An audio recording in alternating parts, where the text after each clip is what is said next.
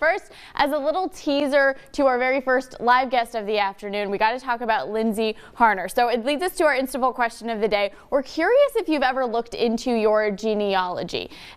Is this something that you've looked into on your own before we get to our Insta Poll? Not really, no. Me either. It's kind of an uncharted waters for me. So we want to know where you're at. Right now it looks like most people are saying yes, but of course we want you to vote. There are 3 ways to do that, as always. Easiest way is just to scan the QR code in the top right-hand corner of your screen. You could also head online or use the PA homepage app. Plenty of ways to get involved in the conversation, but if you're voting no, maybe that's just because you don't really have a launch point or reason to get into it. And boy, are we going to solve that problem today. Yeah, so if, like Rachel said, if you're voting no, maybe that's just because you're not sure where to start. But today, we have the solution, and she is sitting on the couch with us. That's right. From Lindsey's Histories, Lindsey Harner is here with more on a trend that has us looking to the past. Lindsey, welcome to the show. Thank you so much for having me. I'm really excited to be here. We're already like decked out and ready to go. I feel like I'm in the zone to talk about this. My first question, how did you get started in this line of work? Well, first I have to say I loved your introduction about dead people, because a lot of times when people ask me, oh, well, what do you like to do for fun? And I say, well, I like looking for dead people. Yeah.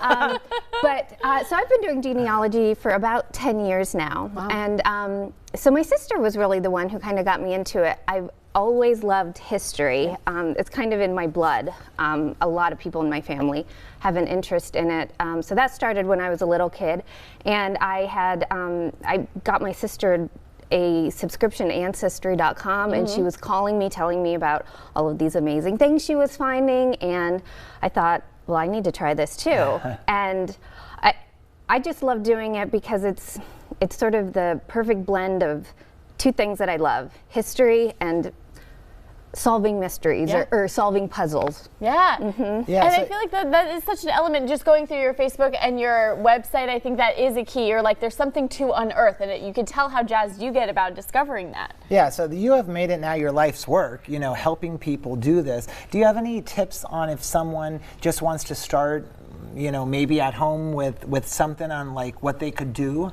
to be a junior genealogist? Yes, absolutely. So I think the first thing that's important for people to understand when they're first getting started with their research is that you can't find everything online. So there are some really great websites out there that have a lot of great information, and that's a good place to start.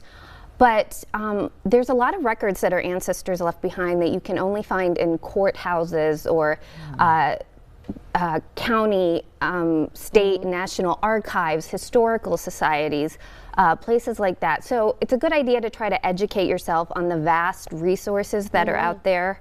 There's some really good books available. There's online courses you can take. Some libraries and historical societies offer workshops about getting started. Also, I recommend people purchase their own family tree software to build their tree. I don't recommend people build their trees online. And that's because, honestly, a lot of online family trees are full of information that's just wrong. Yeah. And so You mean I'm not related to the Pope? Probably not. But so I recommend building your family tree offline, keeping it separate so it doesn't get sort of tangled with all of this wrong information online. And plus, you never know when a website can issue an update that can affect your information. Yeah. And lastly, the last thing I would say is you want to focus your research on finding original records. Like I said, don't believe something just because it's in an online family tree, and even those family stories that get passed down for generations have a tendency to become embellished. So focus on finding original records. That's what will help you find your family story. Such good tips here. And we were discussing this at our desks today, Lindsey, too, thinking about the future of genealogy research. Like, if you were to look forward 100 years, like, I'm curious what that research looks like. Are they pulling, like, I imagine someone pulling like my Instagram post from yesterday as like, this was my great-great-grandma's Instagram, and Instagram will feel like this like old school thing. Do you ever think about that, like your job in reverse?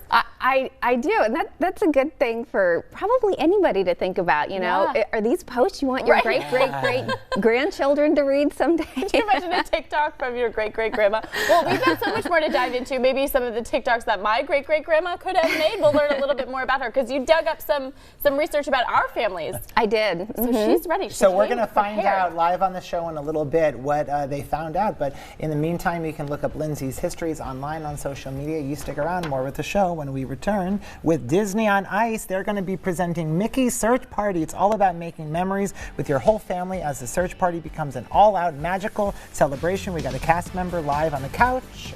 Plus, we talk family medicine in this week's installment of Your Health Live. Meet Dr. Ortiz and find out why she chose the fields. Coming up. In the kitchen, then, we're sticking to our New Year's resolutions and saving money while we're doing it. Wise dietitian Melissa Logan is back in about 15 minutes. And yesterday was flying cars. Today, robotic bartenders. Yep, that plus transparent televisions and so much more. Jennifer Jolly has more from Las Vegas. And happy Houseplant Appreciation Day to you. We're sharing your Facebook submissions in honor of the Green Thumbed Holiday. But first, right after the break, Rich Hayes is live from Waymart with his picks of the week. We will see you soon.